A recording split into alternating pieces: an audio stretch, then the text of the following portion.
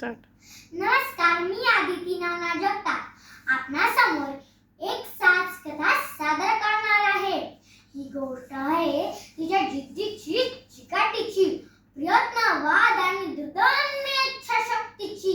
अपघातामुळे अपंगत्व आलेल्या तिने आयुष्यात हार मानली नाही.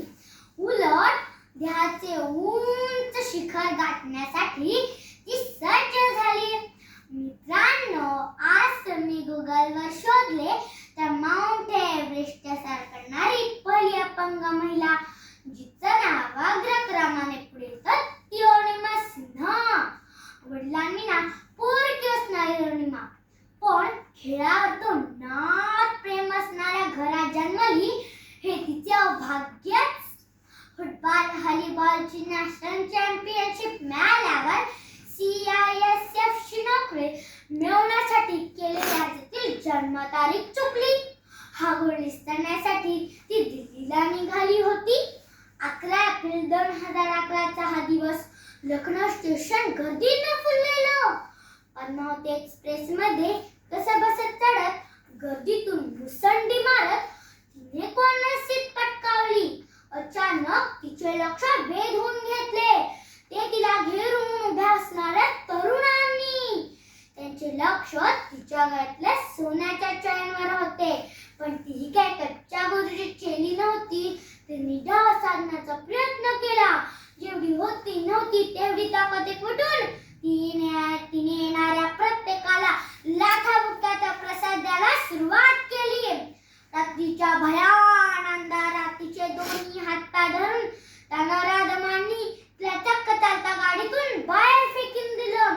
शेजारून जाणारे एका भरधाव रेल्वेवरती आदळली. नंतर महिला आयोगाने प्रसिद्ध केलेल्या रिपोर्टनुसार तब्बल 49 रेल्वेगाड्या त्या रात्री तिच्या पायावरून निघून गेल्या. एका पायाच्या गुडघ्यापासून खाली चक्का चुरस झाला होता, पण दुसऱ्या पायाची दुरावस्था झालेली होती. त्या रात्री तब्बल 7 तास रेल्वेच्या धावपट्टीवर मदतीची याचना करत ती पडून राहिली. आश्चर्य म्हणजे तिची शुद्ध हरपली नव्हती. मेंदू पूर्ण तलकपणे तिथून सुटकेचा विचार करत होता. सगळीकडे उजाडलं. रेल्वेचे सफा कामगार आले.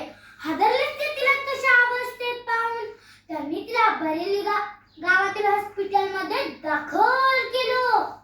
त्या हॉस्पिटलमध्ये ना भूलतज्ञ होता ना तिला देण्यासाठी पुरेसे रक्त. सचिंत झालेल्या डॉक्टर व सहकाऱ्यांना तिने धीर दिला. डॉक्टर, आता भूल न देताच तुम्ही मला पाय कापला तरी चालेल. हॉस्पिटलमधून बाहेर आल्यानंतर तिने एव्हरेस्ट सर करण्याचा निर्धार केला. तेव्हा लोकांनी तिचं बोलणं हसण्यावर नेलं, पण तिचं कुटुंब तिच्या पाठीशी खंबीरपणे उभं राहिलं. प्रसार माध्यमांमध्ये वाटेल त्या वावड्या उठत होत्या. अरुणिमाकडे प्रवासाचं तिकीट नव्हतं, म्हणून तिने रेल्वेतून उडी मारली. इथपासून ते अरुणिमाने आत्महत्येचाच प्रयत्न केला. इथपर्यंत काही छापून येत होतं. तिच्या अशा अवस्थेमुळे तिच्या शेपात तिच्यासोबत गिर्यारोहणाला यायलाच तयार होईना. पण तिच्या घरच्यांनी शेर्पाचे मन वळवले आणि मग तिथं सुरू झाली क्षणोक्षणी आव्हानांना भिडणारी 52 दिवसाची रोमांचकारी लढाई. तिच्या सहकारी व गिर्यारोहकांमध्ये ती नेहमीच पुढे असे.